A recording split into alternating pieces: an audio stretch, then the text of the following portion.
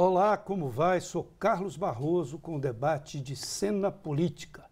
Day after, o dia seguinte. A batalha do segundo turno começou desde ontem. A votação de Aécio surpreendeu. FHC negocia com Marina. Dilma já partiu para a ofensiva. E depois de 12 anos, o poder tucano em Minas se esfacelou. Novo governo, Fernando Pimentel do PT. Mas há novos desafios. Exemplo, o petista pode governar com minoria na Assembleia Legislativa, mas o balcão de negócios já foi aberto. Portanto, o que não falta é pano para manga para o debate de cena política. Com presença do cientista político Malco Camargos, professor da PUC-MG desde 2001, diretor executivo do Instituto VER, Pesquisa e Comunicação Estratégica. Tem doutorado sobre correlação entre economia e política. Também é especialista em comportamento eleitoral. Nada mais a calhar para o nosso debate. E dos jornalistas, Berta Macarru, jornalista, doutora em ciência política pela Universidade Estadual do Rio de Janeiro, pesquisadora no campo da comunicação política, repórter de política do Estado de Minas. O blog da Berta, veiculado ao jornal, é ativado em períodos eleitorais. E Eujácio Antônio Silva foi repórter político e secretário de redação do extinto Jornal Diário de Minas. Eujácio é diretor do Centro de Cronistas Políticos e Parlamentares, CEPO. Atualmente é diretor-editor do jornal Edição do Brasil, semanário com 32 anos de circulação. Malco, vamos para o nosso debate, já falando da eleição que obviamente se encerrou e recomeçou. É uma batalha campal no segundo turno, do seu entender? Quem que está com corpos à frente nessa batalha de segundo turno? Toda eleição é uma batalha campal, né? Esta especificamente ela vai ter um novo atributo, porque quem chega ao segundo turno é o candidato que estava em terceiro lugar. E toda a teoria sobre campanha negativa mostra que quem está em terceiro lugar nunca é atacado, só ataca o primeiro e o segundo colocado. Ele já chega com vantagem? Não, ele chega virgem no processo. E agora sofrerá ataques de quem estava no primeiro lugar. Ou seja, Aécio só atacou Dilma, Aécio só atacou Marina e ninguém atacou Aécio. Então todo o arsenal guardado contra ele no primeiro turno, que não foi utilizado, uma vez que ele ficou em terceiro lugar durante toda a disputa, desde a morte de Eduardo Campos, será utilizado agora no segundo turno. Por isso, a batalha se torna, então, mais tensa e mais densa. Sobreviverá se ele conseguir responder bem aos ataques guardados pelo presidente Dilma. Eu queria ver a manifestação dos meus companheiros. Berta. Boa noite. Como vão todos? Eujácio também. Eujácio. Olha, eu acho que esse elemento de surpresa,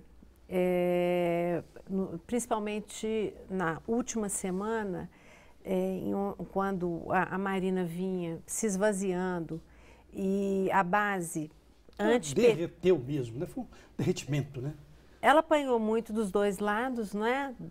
Ela chegou a ameaçar nas simulações de segundo turno a reeleição de Dilma, ela aparecia numericamente, inclusive, à frente, e ficou exposta, começou a apanhar muito dos dois lados, tanto do PT, porque estava já num momento em que, teoricamente, estaria ameaçando a reeleição da presidente Dilma, e do PSDB, porque estava ameaçando a presença de Aécio no segundo turno, que era uma posição que ele vinha à frente de Eduardo Campos antes do acidente. Mas, de qualquer forma, esse elemento, a partir principalmente da segunda semana, a Marina vinha dando sinais em todas as pesquisas, a cada nova pesquisa, uma linha de tendência clara, vinha de oscilação em oscilação, mas que no longo prazo a gente percebia essa linha de tendência, e o Aécio, em sentido inverso, a boca do jacaré, né, preparada para um enfrentamento, mostrando claramente essa tendência. E é claro que quando o eleitor começa, aquela base antipetista, que antes estava com Aécio. Quando Marina entrou, parte dela migrou para a Marina. Na hora que ela começa a se reaglutinar em torno de Aécio, ele ganha esse impulso e chega, né, agora, no segundo turno, acho que com muito gás, porque a gente tem que considerar que ele vinha sendo descartado, não é, como uma possibilidade real de estar enfrentando a Dilma. Até há 10 dias, a candidata considerada era mesmo a Marina, e agora ele chega com esse elemento de surpresa, e acho que as primeiras pesquisas que vão ser feitas agora devem dar ele, inclusive, dentro daquela onda que ele veio crescendo, acho que devem dar ele, inclusive, até mais próximo numericamente da Dilma. O Malco, além da ciência política, mexe com o Instituto de Pesquisa. Embora não discorde do Malco possivelmente, na hora que vai, pensando num movimento parecido do que aconteceu com a Marina, possivelmente ele deve agora ser muito mais criticado do que estava sendo no primeiro turno. Que eu falei, que o Malco, além da ciência política, professor, ele também tem um trabalho no campo da pesquisa. Sobre pesquisa, eu gostaria de perguntar ao professor, é o seguinte, o Aécio tem chance, por exemplo, de sair na frente nessas primeiras pesquisas que vão surgir? Como a Berta até já considerou essa possibilidade, né, Berta? Você acha que tem essa possibilidade? Eu acho que tem sim, tem sim. A onda de crescimento dele, a curva, né, essa curva que a Berta se refere, essa curva de tendência dele, ela tem uma inflexão muito grande nos últimos 3 dias. E mantendo mais 5 dias com a mesma inflexão, ou seja, com uma tendência, o que a gente faz quando a gente faz análise de pesquisa? As curvas de tendência, a gente usa uma regra matemática que a gente estima o próximo ponto. E quando estima o próximo ponto com a curva de ascensão igual a Aécio estava, ele chega na frente de Dilma. Mas não corre risco de ser derretido como foi a Marina Silva, exatamente, mas toda a curva de tendência ela é feita como se o cenário fosse não alterado por questões externas, um cenário estático. E é claro que a campanha existe para mudar os cenários estáticos, então as campanhas estão aí para isso. E lembrando, Aécio não tem nenhuma munição nova contra Dilma, ele já usou todas as que ele tinha. E Dilma não usou nenhuma munição que ela tinha contra Aécio. Usou todas que tinha contra a Marina. Mas todo dia surge um novo escândalo, a questão do chamado hoje Petrolão, o Alberto Youssef já está aí para abrir o bico, usando essa expressão popular, né? Se você acha que não vão surgir novas munições? Nada novo. Você acha que o denuncismo, não tendo colado na Dilma, pode colar no Aécio? Seria isso, professor? Não, eu acho que discutir corrupção com a Dilma já teve o efeito que deveria ter. Já fez com que ela não ganhasse no primeiro turno, já fez com que ela partisse para a defesa em relação a esse tema. Certo. Agora tem que achar outras coisas. Os tiros já foram dados. E não tem muito outra coisa, porque como ela estava ameaçando, inclusive, a ganhar no primeiro turno, todas as armas foram utilizadas contra ela. Ela foi eleita a principal adversária, tanto de Aécio quanto de Dilma, durante todo o processo. Então agora que fica a questão, né? Assim, agora Aécio como adversário, assim como em 2010, Barroso, Marina comemora os 20% que ela chegou ao final daquela eleição, né? Patamares iguais aos de agora, 21%, né? Qual que é a diferença? Em 2010 ela não foi atacada. Ela chega em terceiro lugar e vai subindo e acaba em terceiro lugar, sem ninguém mexer com ela. Ela só foi confrontada nesta eleição. E a hora que ela foi confrontada, houve o derretimento dela. Ela estava intocável na outra eleição. Mas ela não pode ser uma Lula do futuro, professor? Esse debate em torno dela, esse nome do jeito que foi colocado, assim, nesse confronto que o senhor está se referindo, ele não está preparando para daqui a alguns anos aí ela se tornar uma liderança política aí, emergente? Eu acho que ela tem, na verdade, ela tem um apelo muito grande entre jovens, ambientalistas, conectados e uma visão mais conservadora de temas sensíveis e religiosos, não é? sobretudo isso, que segmentados. acho que esse perfil É o que é o eleitor mais Aí tem mais dois perfis, mais estável Bertas, dela. Esse é o eleitor estável. O que você... Aí tem mais dois perfis, além desses que a Berta colocou, que é o eleitor da nova política, ou seja, aquele que está contra o sistema partidário, que perfaz esses perfis que você Os está aí. herdeiros das manifestações de junho de 2013. E o eleitor da terceira via, né? Aquele que não quer mais PT, não quer mais PSDB e via nela como uma alternativa ao sistema político a partir da fragilidade do passado com o PSDB, as fragilidades do presente com o PT, então eu quero uma outra aposta institucional, não da nova política, mas com um novo partido capaz de fazer isso. O problema é que esses grupos têm propostas diferentes, opiniões diferentes. E a hora que a Marina foi agradar todos, ela agiu igual nas manifestações de 2013. A hora que todo mundo vai para a rua, cada um reclamando de uma mesma coisa, a possibilidade daquilo chegar a algum lugar era nenhuma. E Marina paga esse mesmo preço agora. A hora que todo mundo vai para a candidatura dela e cada um com um discurso diferente, a possibilidade dela agradar todos é nenhuma. Aí acaba mostrando as contradições dela e com as contradições ela perdeu o apoio. Pois é, mas aí eu acho que o eleitor estável, esses 21, claro que a gente teria de ter pesquisas mais específicas sobre isso. Eu acho que o eleitor da nova política, parte dele, numa campanha, se desilude, porque, na verdade, tem muito pouco de novo o que uma política, uma campanha leva a pessoa a fazer, não é? Então, o da nova política, no caso dela, ela já começa uma campanha alojada num partido que não era o partido dela, um partido que tem base ruralista em certas regiões do país, que fez coligações com legendas que ela não concordava, enfim, todas situações que são situações da política, não é? Você envolve uma negociação a política. Aí o outro eleitor, esse jovem conectado, como é que ele percebe as idas e vindas dele no que se refere a direitos individuais que ele preserva, que essa juventude preserva bem esses direitos individuais, né?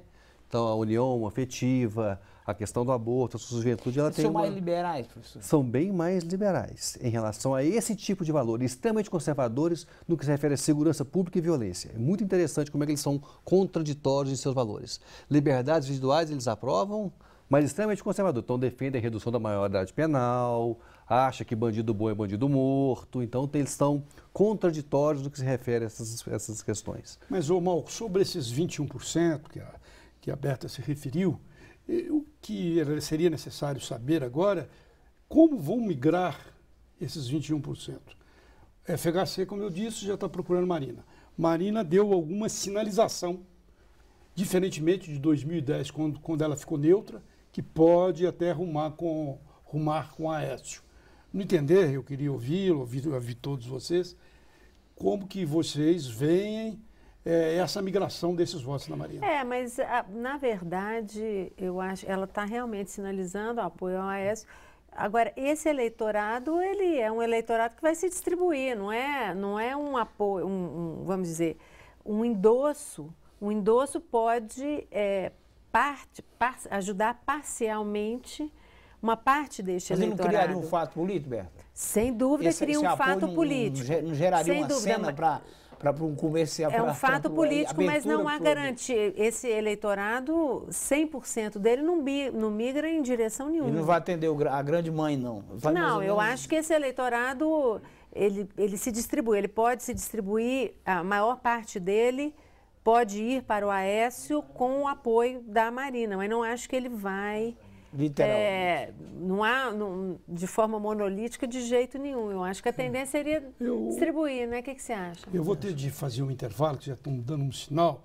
Vou esperar a sua resposta sobre essa distribuição depois do intervalo. Cena Política volta já, daqui a pouquinho.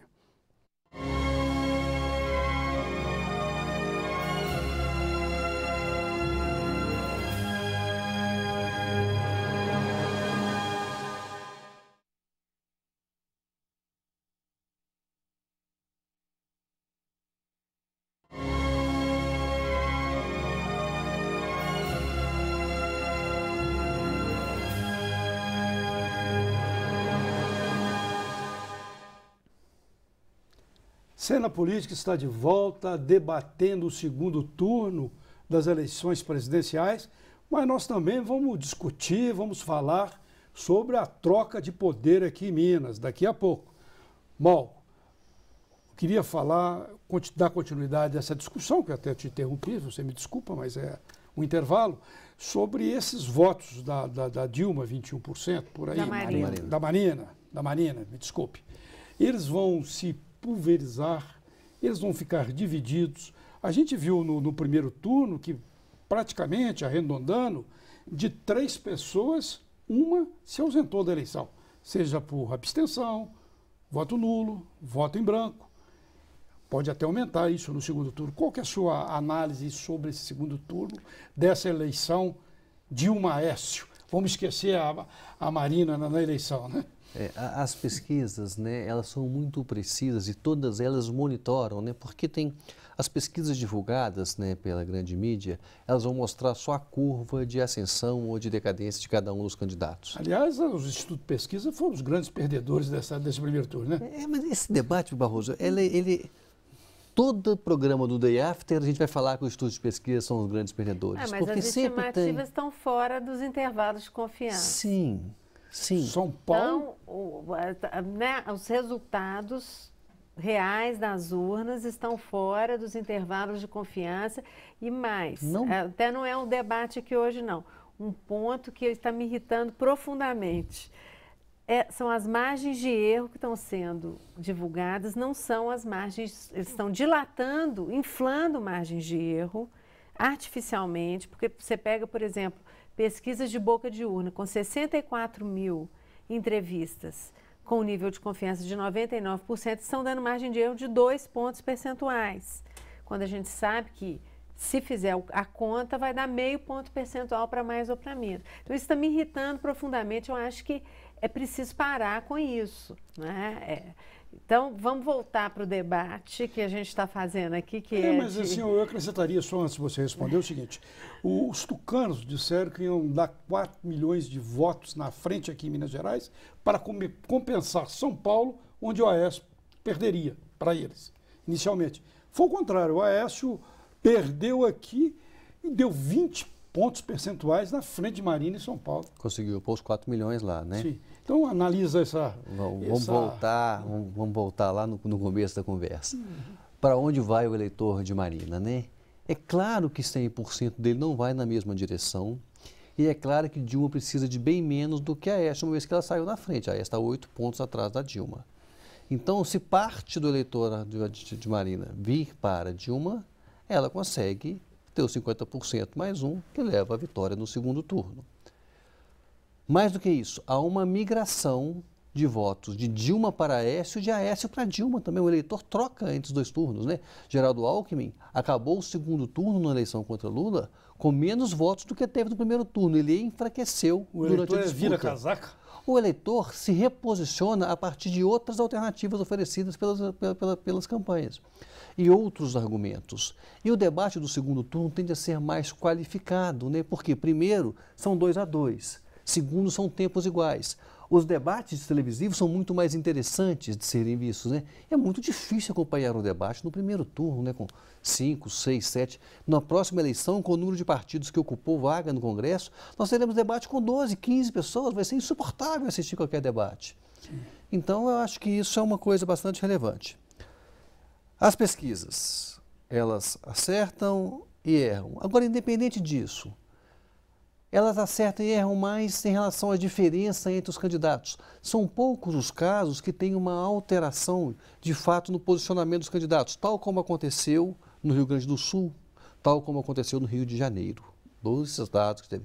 Nos outros estados houve diferenças. Na Bahia, não se apontou a vitória no primeiro turno, mas colocaram com 49%. Então, poderia acontecer a vitória no primeiro turno do candidato do PT. Ainda sobre essa questão de pesquisa, professor, eu gostaria de perguntar o seguinte. O senhor mesmo falou, toda eleição, quando termina, tem sempre o dia seguinte a discussão em cima, a censura ou o debate em cima do que aconteceu com o Instituto de Pesquisa. A criticidade aos institutos, né? Mas, apesar disso, a ciência que estuda esse assunto, o Instituto de Pesquisa veio para ficar Ou diante de tantas críticas ele pode desaparecer? O que vai acontecer? Veio para ficar, é lógico. Eu tô até entrando na resposta, porque tem uma coisa que o Malco falou que eu gostaria de replicar. Malco, não se trata de apontar tendência só. Eu acho que o instrumental estatístico está aí, o protocolo metodológico está aí, né? As técnicas de controle da qualidade de campo estão aí. A gente sabe que tem problemas na questão da seleção da amostra, né? A questão de mercado com o que a academia e o que o protocolo exige, mas cada instituto encontra o seu formato para manter uma aleatoriedade até o estágio, né? Até pelo menos o último estágio, ok. Sem problema, isso tudo a gente sabe. Agora, a gente precisa ter mais do que só tendência. Não é possível, principalmente porque a pesquisa ela é uma informação adicional para o eleitor se posicionar em relação a uma segunda opção. Né? Você pode estar diante de uma eleição de 3 candidatos que você não está muito inclinada para nenhum deles.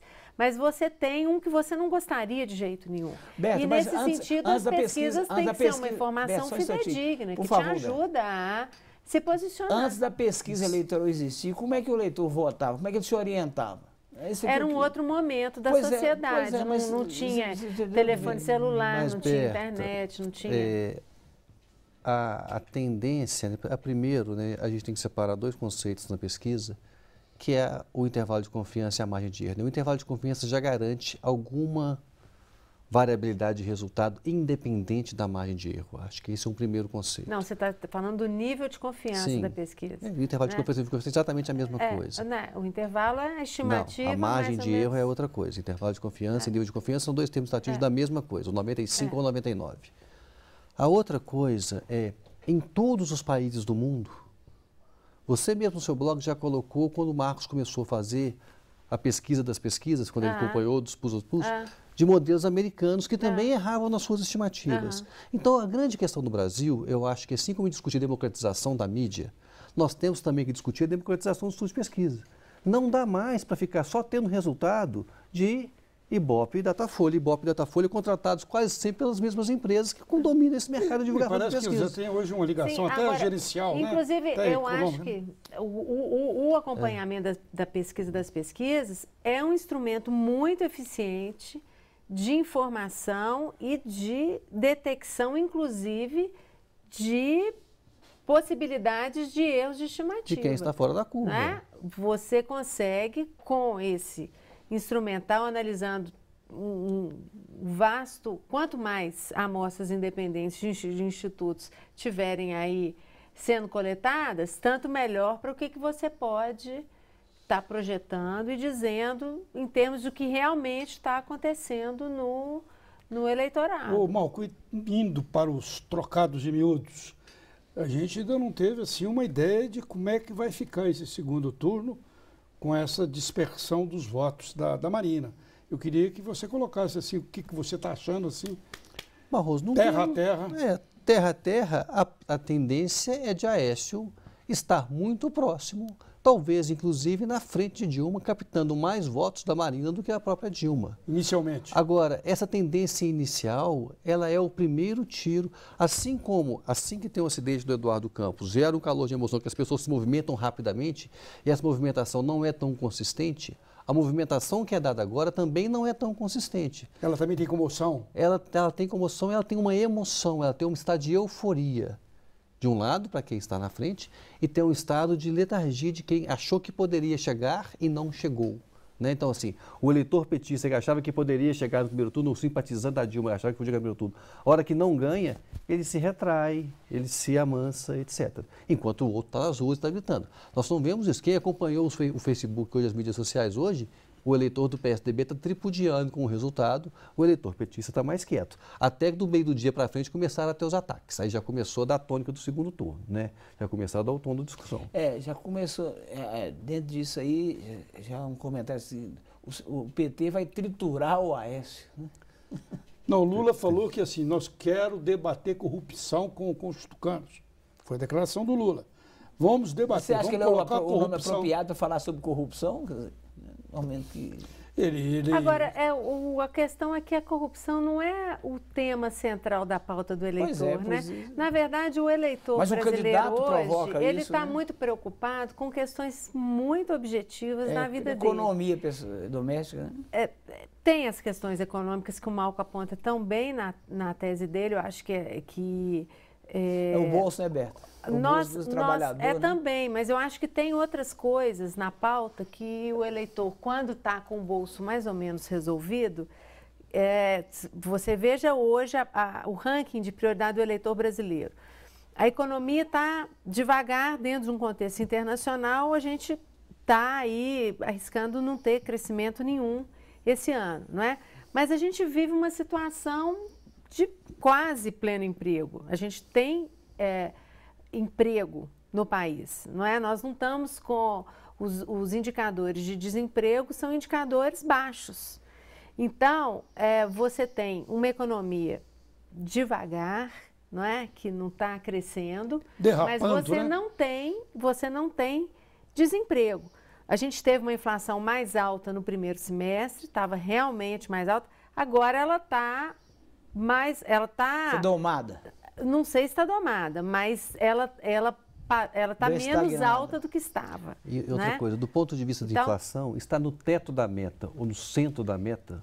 Para o eleitor, para ele não faz diferença se é 6,5 ou 6 por ano. O que faz diferença é você ir no supermercado, você ir no supermercado. A hora que o tomate dispara, aí faz diferença. As frutas que estão caras, verduras, né? Isso feijão, tudo, né? Uau. É uma questão que pesa sim no bolso. Mas a pauta do eleitor é uma pauta hoje encabeçada pela saúde e pela questão da segurança. O desemprego, que no início dos anos 2000 era sempre o topo das preocupações. Tinha a casa popular também. Agora essa pauta se inverteu. Essa pauta se inverte quando o desemprego não está alto. Então, assim, hoje o eleitor tem preocupações... Pois é, Berta, mas o que eu tinha colocado é o seguinte, tá certo que o eleitor não preocupa com isso. Ele preocupa, sim, incomoda. É que o PT, independente do que o eleitor pensa, estaria preparando um ataque frontal, inclusive envolvendo possivelmente o candidato Aécio Neves, desculpa, eu estou com problema de dicção, em relação a essas questões de tentar comprometer a imagem dele. Se o eleitor não está preocupado com isso, mas o PT, certamente preocupado em mostrar que existe problema do lado do adversário, estaria querendo usar essa expressão, nós vamos triturar o Aécio. Eu estou só querendo dizer, não é que o eleitor não esteja preocupado com a inflação, com a corrupção. A corrupção incomoda o eleitor. O que eu estou dizendo é que eu não acredito que esta questão esteja no centro da problemática da vida dele na hora que ele toma uma decisão. Mais dos candidatos, né? Isso incomoda muito o eleitor, é óbvio, incomoda todo mundo. Eu apenas não acho que o problema da corrupção em si seja o topo da pauta do eleitor. Muito bem, nós vamos para mais um intervalo e a gente volta daqui a pouco com Cena Política.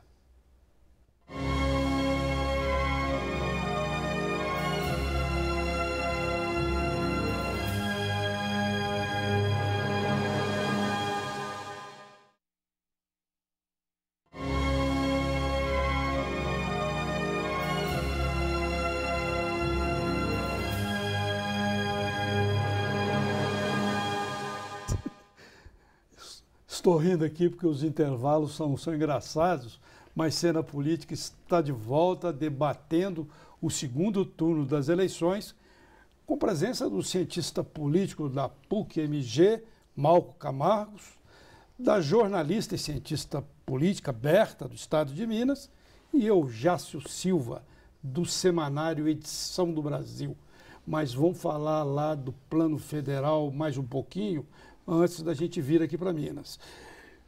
Seja quem for eleito, seja Dilma, seja Aécio, ele enfrenta uma dificuldade muito grande no Congresso. Dos 32 partidos registrados, 28 conseguiram se eleger representante para a Câmara dos Deputados, uma dispersão muito grande e um voto muito conservador. Eu penso assim, Tiririca, Antônio Feliciano, Russomano, Bolsonaro e outros, muitos, estouraram de votos, né? Qual que é a sua análise dessa relação do futuro presidente com o Congresso? Eu acho que, pensando nos dois quadros possíveis para chegar, né, a ocupar o posto mais alto da República, Dilma sai na frente, porque ela tem mais cadeiras para distribuir, porque a Aécio está prometendo cortar o número de ministérios pela metade. E se ele cortar o número de ministérios pela metade, ele terá mais dificuldade para negociar com este Congresso. Que exatamente esse é o problema. Né? A hora que se fragmenta demais o poder, e a consequência de muitos partidos, muitos pequenos partidos, eles não estão tão pequenos mais, não são partidos de uma pessoa só, estão em 2, 3, 4 representantes do Congresso, eles começam a pressionar quase que individualmente ou no varejo o executivo em troca de cargos. No balcão de negócios do Congresso, a caneta da Dilma tem mais tinta.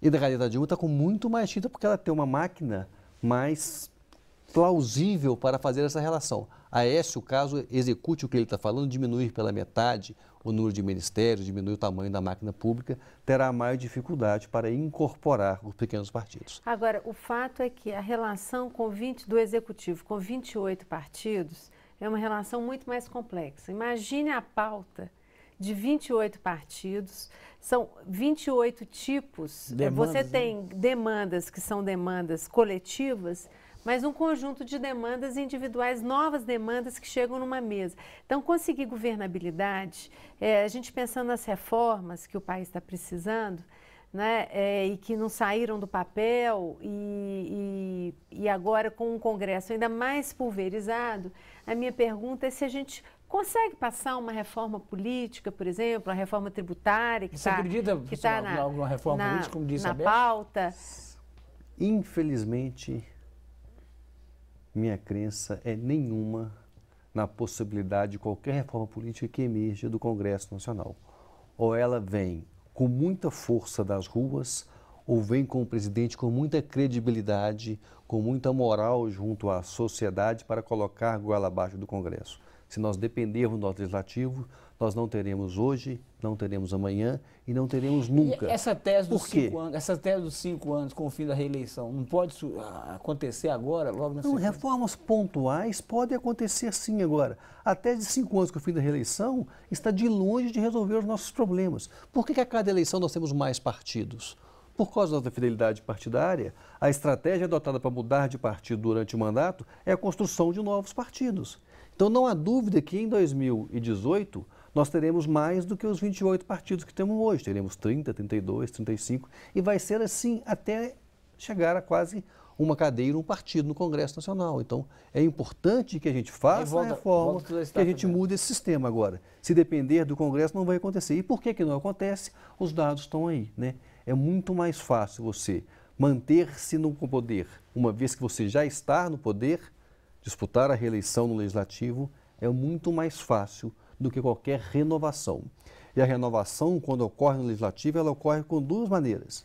Ou é via DNA, quando transfere de pai para filho ou para filha, ou é via certidão matrimonial, quando vai de marido para esposa. Não seria possível governar com os 5 grandes partidos? Não consegue isso, não, professor? Com a fragmentação partidária que nós temos, se pensar que dos 5 grandes, 2 vão estar de um lado e 3 vão estar de outro, ou seja, vão estar na oposição e na situação, porque a oposição só acontece entre os grandes partidos. Eles que fazem oposição à situação. Os pequenos partidos migram de acordo com quem está no poder. Então, infelizmente... Os outros são para negociar, né? Os outros, na verdade, que não são partidos, né? São grupos que incorporam determinadas lideranças que têm estratégias para ganhar as eleições. É assim que funcionam os pequenos partidos no Brasil, quase todos. A experiência que eu tenho mais de 30 anos de jornalismo político, trabalhei com a Berta durante 11 anos, naturalmente a Berta começou muito depois de mim, porque é o mais jovem, mas a experiência é essa, campanha, todo mundo fala em reforma. Reforma, eu quero reforma, eu quero reforma. Eleição acabou, ninguém quer saber de reforma. O sujeito não quer dar tiro no pé e fala, vou fazer essa reforma, e essa reforma pode me atingir no futuro, na minha reeleição. Agora, tem reformas que são importantes para o funcionamento do país, né? A reforma política, se ela não ocorre, a gente precisa de uma reforma tributária, né? A gente precisa de uma reforma do judiciário. Então, a gente tem pontos que são importantes para o funcionamento da vida institucional, não é? A gente Seria o quer... caso de tentar uma nova Constituinte, Berta? Olha, eu não acho que precisa mudar a Constituição. Eu acho que não é necessário mudar a Constituição para você fazer algumas poucas reformas necessárias à melhoria das instituições, do funcionamento das instituições. A reforma política, se nós não mexermos no sistema de votação, ela não precisa se alterar a Constituição. A reforma tributária não depende da alteração da Constituição e a reforma do Judiciário também independe da alteração da Constituição, ou seja, nós podemos fazer uma reforma desde que tenha boa vontade e interesse do Executivo e do Legislativo. A reforma do Judiciário, eu me lembrei aqui agora, ela já está acontecendo. Houve a extensão do auxílio moradia de 4.300 e tantos para toda a cúpula do Judiciário no país, tendo ou não moradia na cidade, né? Tendo ou não moradia própria na cidade. A Assembleia de Minas tinha esse auxílio moradia e por exigência do Ministério Público e da Justiça isso foi cortado para quem Se eles agora estão fazendo isso, eles estão na contramão da história que eles patrocinaram recentemente. Foi o que foi feito. Bom. Mas nós estamos aqui falando de reforma do Judiciário, a gente precisa de medidas que tornem mais ágeis a solução de conflitos. Porque o que não dá é, muitas vezes, você ficar 10, 15, 20 anos com pendências que não chegam à solução, são procrastinadas, porque você tem N possibilidades de recursos para postergar decisões, não? Uma justiça abarrotada de processos, ou seja, um conjunto de problemas que precisa ser resolvido, sobretudo num contexto em que o Poder Judiciário no país está cada vez mais tomando decisões que afetam profundamente a vida política. Né? E muitas das situações na sociedade, inclusive demandas de cidadãos que, teoricamente, poderiam ser resolvidas fora do âmbito judicial, acabam sendo arrastadas para a justiça, né? Então, a saúde está judicializada, a vida no consumo está judicializada, a política está judicializada. Mas acontece que esses temas aí, de reforma, de justiça, que a justiça não está funcionando, que o Brasil precisa se modernizar para funcionar, não está sendo debatido pelos candidatos, especialmente, provavelmente, não vai acontecer no segundo turno. Mas aí acho que é o recado da eleição de 2014. Quais foram os temas de fatos debatidos no primeiro turno desta eleição? Qual que é a perspectiva econômica em relação de cada um dos candidatos? Qual é a perspectiva na relação com a justiça de cada um dos candidatos? Qual é a perspectiva em relação de consumo de cada um dos candidatos? Qual é a política clara para a saúde e para a segurança de cada um dos candidatos? Nós temos medidas pontuais que são discutidas. Professor, mas eles não falam em desenvolvimento econômico, para resolver esses problemas, ninguém falou até agora. Mas é lindo falar em desenvolvimento econômico, assim como é lindo falar em combate à corrupção. Agora, como promover o desenvolvimento econômico? Quais são as medidas que serão adotadas? A indústria brasileira está parando praticamente, né? Mas quais as medidas serão adotadas pelo candidato A, disso, B ou C para promover o desenvolvimento industrial do país? Você acha que nesses 20 dias de campanha, uma campanha de tiro curto, vai ser possível, pelo menos, aproximar um pouco dessas discussões? O segundo turno tem mais espaço para isso do que o primeiro, exatamente porque tem mais tempo para menos candidatos.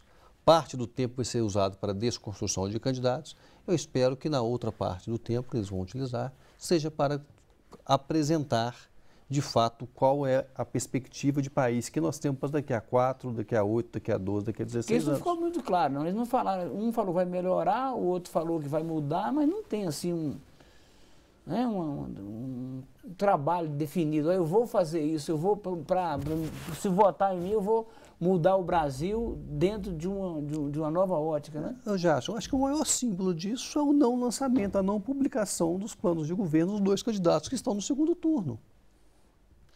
A Marina fez um esbocinho, né? Fez um esbocinho, dois, nada. Redesenhou algumas coisas depois Sim. de publicado, mas publicou pelo menos. Os outros dois, nós não temos nenhuma ideia. Então, a Aécio fala tanto em previsibilidade e a Dilma fala tanto em segurança de futuro, e nós não sabemos de fato qual é a previsibilidade do Aécio e qual é a segurança. Por causa de Dilma, não é em 20 dias que eles vão fazer isso, né? Certamente. Eles estão ludibriando os eleitores, professor?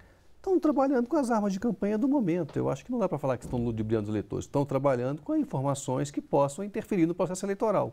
Se o eleitor está preocupado com isso, as campanhas não agem também não há de estar monitorando cada passo. Aí tem um outro lado das pesquisas que não aparecem, né? Que são as pesquisas estratégicas, principalmente as pesquisas qualitativas. Cada ação tomada por esses candidatos são pré-testadas antes para ver a eficácia delas em relação ao objetivo de cada comunicação. Falou, estão preocupados com a educação, não sei o quê, que os temas básicos, né, nacionais. E aí esses temas assim que poderiam mudar a estrutura do país. Ele falou que os eleitores estão preocupados, que os candidatos nada, né? Até agora. Não, eu disse outra coisa. Eu disse que a pauta do eleitor brasileiro hoje é diferente da pauta, a prioridade da pauta, não é? Do que era no início dos anos, né? Do que era há 10 anos. Sim. Você tinha há 10, 14 anos, o desemprego ele despontava com muita força como a principal problemática. E isso de uns 6, 7 anos para cá, isso veio mudando. E hoje as questões prioritárias, não é, que precisam ser resolvidas são, segundo as pesquisas de opinião, saúde e segurança pública. E eu diria ainda, mobilidade urbana, que foi uma temática que catalisou, eclodiu naqueles movimentos de rua, e que pela primeira vez eu acho que os governantes pararam para pensar que realmente é desconfortável andar de ônibus, né?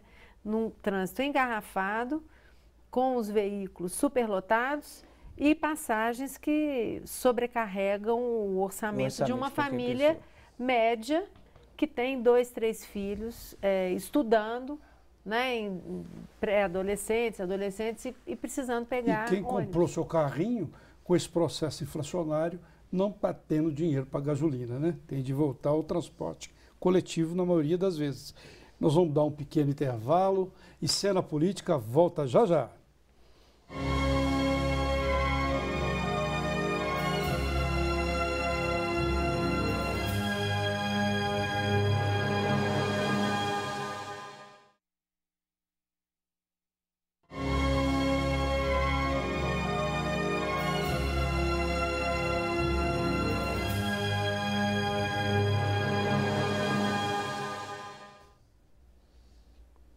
Queria me corrigir aqui que eu falei 25 dias da eleição. Obviamente, são 20 dias apenas para a eleição.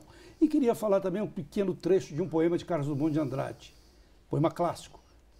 Perdi o bonde, volto pálido para casa.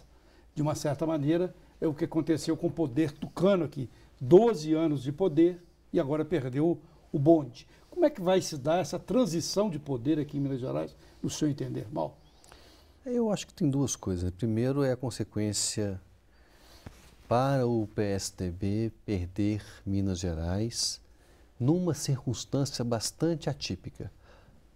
Enquanto havia, né, a ciência política mostra que quanto mais tempo um governante está no poder, maior é a sua dificuldade de reeleição. Agora, aqui em Minas, o PSDB estava ao mesmo tempo que o PT está no poder há 12 anos.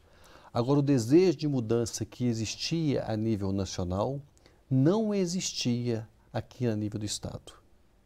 Então, a derrota para aqui foi uma derrota entregue de bandeja para o Partido dos Trabalhadores.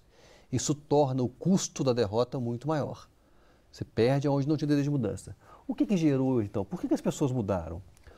Porque a campanha colada de Pimenta e Aécio discutiu-se o desejo de mudança a nível federal e as pessoas acabaram falando em mudança em Minas. E Pimentel usou isso como combustível para o seu discurso e conseguiu gerar o desejo de mudança durante a campanha. Então ele foi muito perspicaz de usar a mistura do discurso de Aécio com o de Pimenta e colocar o desejo de mudança na boca do eleitor. Pimentel nunca questionou tanto o governo tucano como questionou na campanha. Nunca questionou tanto as ações de Aécio Neves como questionou na campanha. E o resultado foi extremamente positivo para o candidato do PT, que agora colhe os louros da vitória. Olha, nós falamos aqui dessa situação da Assembleia Legislativa. Pimentel, de início, de cara, tem 26 deputados de 77. Um terço, né? Um terço, mais ou menos. Não sei se eu estou bom na conta aqui, não. E, naturalmente, o balcão de negócios já começou. Desses outros demais deputados que não estão nessa lista dos 26, já vão começar a negociação, que ele vai ter de conseguir uma maioria, ou pelo menos um uma tentativa de maioria na Assembleia Legislativa. Como é que vocês analisam que vai se dar isso? Isso é muito tranquilo. Eu não vejo problema nenhum em conseguir maioria na Assembleia. Você se lembra de algum governo ao longo das 2 últimas décadas que não teve maioria na Assembleia? É o que a gente falava quando o Palácio da Liberdade era o Palácio do Governo, é o poder do PL, né? Inclusive, poder da verba. Inclusive, você tem legendas que estão na base, que se a gente for falar do cenário hoje, né? Que a gente tem um grupo que está no governo aqui, que é um grupo do PSDB. E no plano federal, o PT, um grupo com o PT à frente, você tem partidos que compartilham, que são base aqui e são base no governo federal. Então, oposição mesmo, são poucas legendas que mantêm uma linha oposicionista até o fim do mandato por uma razão muito simples. É mais fácil a reeleição quando você está no parlamento, ela é mais fácil quando o parlamentar tem uma interlocução melhor com os governos, ele consegue mais programas, mais verbas, atrair recursos para suas bases. Então, na verdade, é o tipo da lógica individual, no sentido de que ele sabe que individualmente, a negociação individual, às vezes, a adesão individual, ela é mais eficiente para a lógica da reeleição do que manter uma postura de oposição.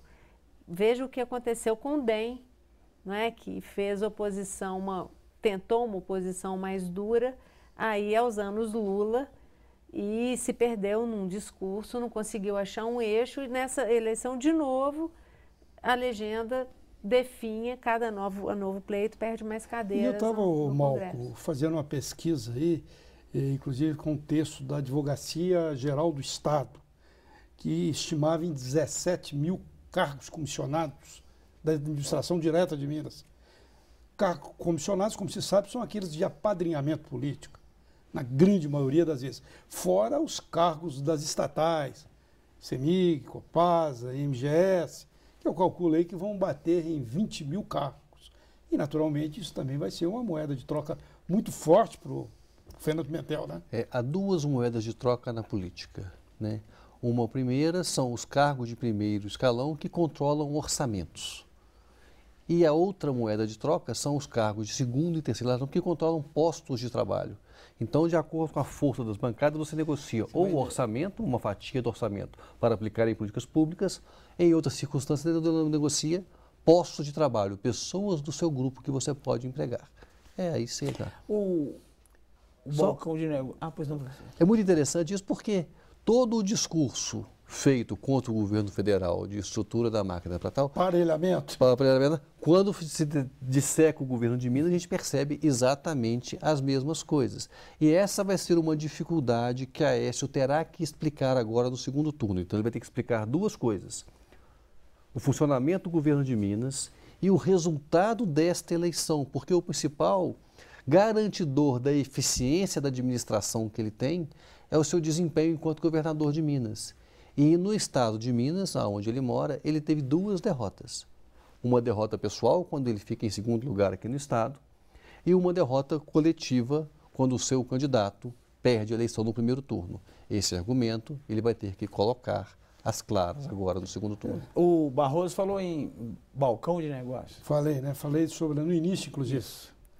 Você não acha que a questão está começando, esse balcão de negócio está começando agora, já pela discussão da mesa diretora da Assembleia? O segundo turno, né, quando ele acontece, ele tem um problema, porque ele aumenta muito o balcão de negócio. Eu estou dizendo no caso de Minas Gerais. 1º de fevereiro se elege a nova direção da Assembleia Legislativa. A composição de governo, já começou a discussão, né? Mas a questão, eu acho que a questão da relação também do Fernando Pimentel com o Legislativo e com as forças políticas do Estado, ela vai depender muito também do resultado agora dessa eleição nacional federal, do segundo turno. É uma primeira etapa, né? Da segunda agora. Não, estou dizendo uma primeira etapa desse processo. Depois vem a eleição de mesa. O que eu acho é o seguinte, é que o cenário que o Pimentel enfrenta é se for a Dilma reeleita, E o cenário que ele enfrenta é outro se for o Aécio o eleito. É isso que eu estou falando. A Agora, primeira os etapa é a eleição de segundo turno. Os deputados Depois não estão passa para esperando outros isso, não. pontos. Hoje já foram disparados inúmeros telefonemas, especialmente para os novos. Fulano, ó, negócio de... Estou aí, né? Sou candidato aí, vou para a mesa aí, vou disputar a presidência. Então, já, independente do que pensa o Pimentel, o que pensa a Dilma, o que pensa a essa, eles já estão em campanha, ligando para os novatos. Quer saber o telefone de quem foi eleito aí para já começar a pedir. Mas só que quando eu falei primeira etapa, eu queria dizer o seguinte, que até a eleição da mesa, a primeira etapa é a eleição de segundo turno, Sim. que vai definir Pra coincidir com o que ela está a falando. conjuntura aqui de forças em Minas Gerais também, né? Vai ajudar. Eu posso estar sendo mais otimista do que a média, mas eu acho que Fernando Pimentel tem uma oportunidade que o PSDB não teve nos 12 anos que governou Minas. A possibilidade dele ficar alinhado com o governo federal, caso Dilma vença, e a possibilidade de construir uma boa relação com alguém que tem uma natureza política de Minas, como o Aécio Neves, porque apesar de Dilma ser mineira, não tem uma relação de carreira política do Minas. Acho que dificilmente, se o presidente for Aécio Neves, ele conseguirá deixar Minas de lado, dada a sua relação com o seu estado natal. Certamente Não acho que haverá não essa fará isso. hostilização. Então, talvez Pimentel tenha uma maior chance de produzir bons resultados no governo, porque consegue um bom alinhamento com o governo federal, seja ele quem for. Seja Dilma, alinhado pelo mesmo partido, seja Aécio, alinhado por questões de interesses estaduais. Você não pode esquecer que os dois, Aécio e Pimentel, se uniram para eleger Márcio Lacerda. E que agora na campanha, Pimentel evitou de todas as maneiras um ataque frontal a Aécio Neves. Não, e Assim, tinha se boa fosse- relação também Tem quando, boa. quando o Pimentel era prefeito e Aécio Governador. relação Há um tão res- boa que resultou na Na junção tão com Márcio polêmica Lacerda. aliança. Há um né? respeito muito grande entre essas pessoas. Por exemplo, Ou pelo menos o interesse. no Mas só que o contexto agora é eleitoral, outro, no eu período acho. eleitoral agora, o Diniz Pinheiro, por exemplo, evitou a todo custo criticar, em qualquer que fosse a entrevista, em qualquer que fosse o debate, criticar o Fernando Pimentel. Ele não aceitava qualquer crítica pesada. Ele fazia crítica de campanha, digamos assim. Mas se fosse partir para aquelas coisas assim de baixar o nível... Mas eu acho que o que o eles não debate tiveram um respeito político ele muito tem que grande. ficar no âmbito das ideias, né? Pois é, mas de isso Brasília que não está a gente acontecendo isso busca. não, né, Bárbara? Não, mas eu acho que o que se busca é um debate Civilizado, né? de temas, né? De questões, de pontos que são importantes para a vida das pessoas. O ataque pessoal que acontece, em geral, nas campanhas, ele nem sequer acontece pela boca dos próprios candidatos. Você veja, por exemplo, a disputa que se trava na internet, que é o submundo hoje da política, é uma disputa desleal, porque você tem mentira, tem ataques, tem calúnia, tem de defesa, tudo. né? E as pessoas nem sabem de onde vem, como se defender. Então, ou seja, os candidatos mesmo, eles nos debates, pelo menos nessa última eleição, foram debates mais duros, dada a característica que adquiriu de ter que eliminar, você não tinha mais só 2, você tinha 3, né? Então, os debates foram mais agressivos, mas, em geral, o ataque pessoal, ele não parte do candidato, porque essa é uma prática que o eleitor, eu acho que aumenta a rejeição individual. São dois os espaços principais onde ocorre o ataque, né? É nas inserções de 30 segundos que você consegue mascarar o seu partido quando você coloca ela. É o mais eficiente, porque você coloca ele em rede nacional, mas você coloca com as letras do partido quase pequenas, não aparecendo. E não põe o candidato e não aparece fazendo o candidato. aquele ataque e tal. Eu acho que o eleitor não gosta disso. Ele rejeita. Agora é claro que... A respeito da Assembleia, parece-me que houve uma definição, porque ontem, quando foi perguntado sobre isso, o Pimentel, na entrevista que eu tive, falou, não, quem vai cuidar disso é meu amigo pessoal, meu vice-governador eleito. Vocês lembram disso? Ele falou isso. Isso é que é o passar a bola para enfrentar a pergunta. Na Assembleia, lá discutir mesa de presidência, lá mesa de Olha, Cena Política e BH News TV agradecem a Malco, Berta e eu, Jácio, e estamos encerrando o tempo. Eu queria uma resposta sua curtinha. Dá para ter, a essa altura do campeonato, como cientista político e pesquisador, uma impressão de quem pode ganhar o segundo turno? Não, eu acho que o jogo está sem favorito no momento. E agora nós temos, a partir do resultado do primeiro turno, um cenário bem mais competitivo do que nós teríamos caso Aécio tivesse passado com 22%, 23% dos votos. A hora que ele passa dos 30%, ele se coloca como candidato de fato capaz de enfrentar o PT no segundo turno e só adquiriu essa consistência nos últimos 3 dias de campanha. Muito bem, Cena Política volta na próxima semana com um novo debate. Até lá!